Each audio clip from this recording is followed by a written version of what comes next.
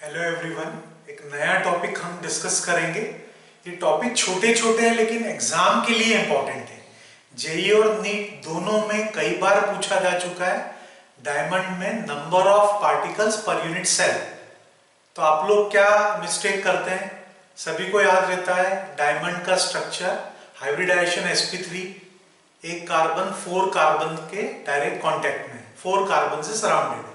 तो सब लोग नंबर ऑफ पार्टिकल 4 पर टिक करके आते हैं और आपका वो गलत आंसर होता है। आज के बाद आप कभी भी मिस्टेक नहीं करेंगे। देखिए, आप लोगों को जिंक सल्फाइड का स्ट्रक्चर याद है। जिंक सल्फाइड में सबसे पहले यदि हम पोजीशन ऑफ पार्टिकल्स देखें तो जिंक सल्फाइड में दो टाइप के आयंस प्रेजेंट होते हैं, सल्फाइड आयन और जिंक आयंस। सल्फाइड आयन की पोजीशन होती है FCC। FCC मींस कॉर्नर्स और फेस सेंटर्स। और जिंक आयन ये ऑक्यूपाई करते हैं ऑल्टरनेट टेट्राहेड्रल वॉइड्स।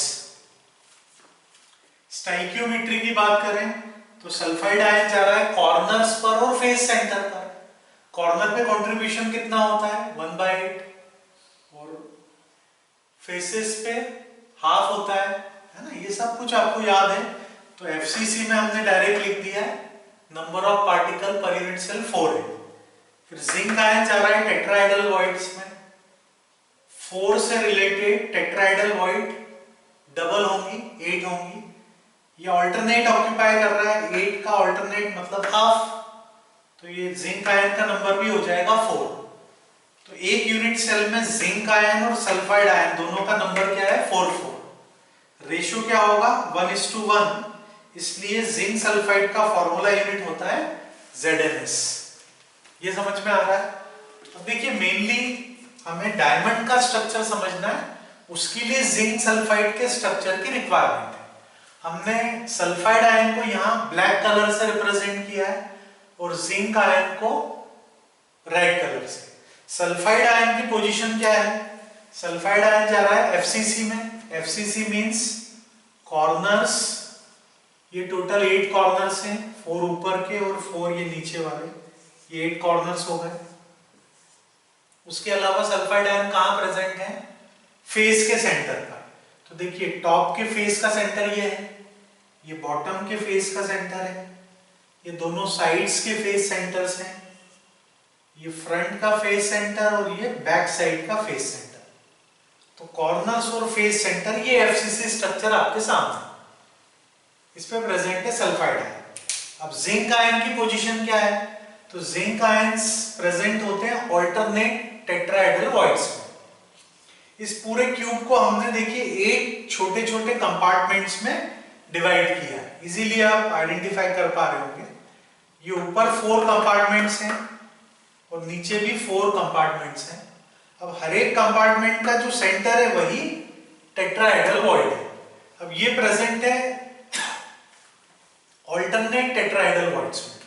ऑल्टरनेट में प्रेजेंट है मतलब यदि ये 1 में है तो 2 में नहीं होगा, 3 में नहीं होगा, कहां होगा 4 में होगा। तो 1 और 4 में या 2 और 3 में प्रेजेंट होगा। कहीं से भी आप शुरू कर सकते हैं। 1 में है तो 2 में नहीं है, 3 में नहीं है, 4 में है।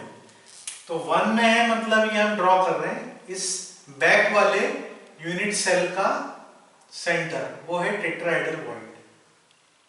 ये जिंक आयन की पोजीशन। अब 1 में है तो 2 में नहीं, 3 में नहीं है, फिर कहां है 4 में है। तो ये 4 का सेंटर यहां कहीं होगा। ठीक है। इसी टाइप से 1 में है तो उसके नीचे 5 है, 5 में नहीं होगा, फिर कहां होगा 6 में होगा, 6 में होगा तो 7 में होगा और इधर 8 में नहीं होगा। ऑल्टरनेट प्रेजेंट है। इधर 1 में था तो 1 के नीचे 5 है तो 5 में नहीं है, 2 के नीचे क्या है 6 है, तो 6 वाले जो छोटा कंपार्टमेंट दिख रहा है आपको क्यूब लाइक, उसके सेंटर पर होगा। इसी टाइप से 6 में है तो इसके अपोजिट यानी ये फ्रंट वाले कंपार्टमेंट में होगा।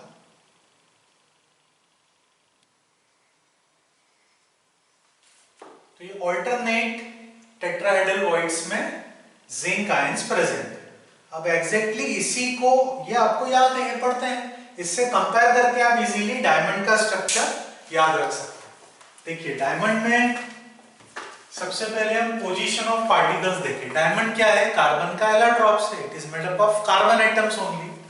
तो कार्बन ही एफसीसी में है। एफसीसी मतलब कॉर्नर्स और फेस सेंटर्स पर, और कार्बन ही कहां प्रेजेंट है? ऑल्टरनेट टेट्राहेड्रल वॉइड्स में। सबसे पहले देखिए कार्बन है एफसीसी में प्रेजेंट है। तो एफसीसी मतलब ये कॉर्नर्स, इसको रेड कलर से हम रिप्रेजेंट कर रहे हैं। ये ऊपर के 4 कॉर्नर्स हो गए, ये बॉटम वाले 4 कॉर्नर्स, ये टोटल 8 कॉर्नर्स पे कार्बन एटम्स है। उसके अलावा कहाँ है? फेस सेंटर्स पर। टॉप के फेस का सेंटर ये है, ये बॉटम के फेस का सेंटर, ये दोनों साइड्स के फेस सेंटर्स, ये फ्रंट का फेस सेंटर और ये बैक साइड का फेस सेंटर। ये एफसीसी में कार्बन एटम प्रेजेंट है। उसके अलावा कहां प्रेजेंट है? ऑल्टरनेट टेट्राहेड्रल वॉइड, जो अभी आपने यहां देखा जिंक के केस में। तो ऑल्टरनेट टेट्राहेड्रल वॉइड उसी टाइप से हम रिप्रेजेंट करते हैं। ऊपर वाले 4 कंपार्टमेंट्स हैं, नीचे वाले 4 कंपार्टमेंट्स हैं। तो ऊपर में यदि 1 में होगा तो 2 में नहीं होगा, 3 में नहीं होगा, फिर कहां होगा? 4 में। तो ये 1 के सेंटर में और ये फिर 4 के सेंटर में। अब यहां पर 1 में है तो 5 में नहीं होगा, कहां होगा? 6 में होगा। 6 में है तो फिर कहां आएगा? 7 में। ये समझ में आया? तो कार्बन एटम डायमंड के स्ट्रक्चर में प्रेजेंट है, एफसीसी में, कॉर्नर्स, फेस सेंटर, उसके अलावा ऑल्टरनेट टेट्राहेड्रल वॉइड्स। अब हम स्टाइकियोमेट्री यदि कैलकुलेट करें, stoichiometry means number of particles per unit cell. तो एफसीसी में है मतलब कॉर्नर और फेस सेंटर पे है, तो वहां कंट्रीब्यूशन 4 होता है, ये सभी को याद है। उसके अलावा कार्बन कहां है? ऑल्टरनेट टेट्राहेड्रल वॉइड्स में। 4 से रिलेटेड टेट्राहेड्रल वॉइड क्या होगी? डबल होगी। जितने पार्टिकल्स होते हैं उसकी डबल होती है टेट्राहेड्रल वॉइड्स, और इक्वल नंबर ऑफ होती है ऑक्टाहेड्रल वॉइड्स। तो यहाँ double number of tetrahedral voids मतलब 8 में। ऑल्टरनेट है मतलब उसका हाफ कर लीजिए, 8 का हाफ करेंगे 4 आ जाएगा। तो number of carbon atom per unit cell ये होंगे 4 + 4 मींस 8।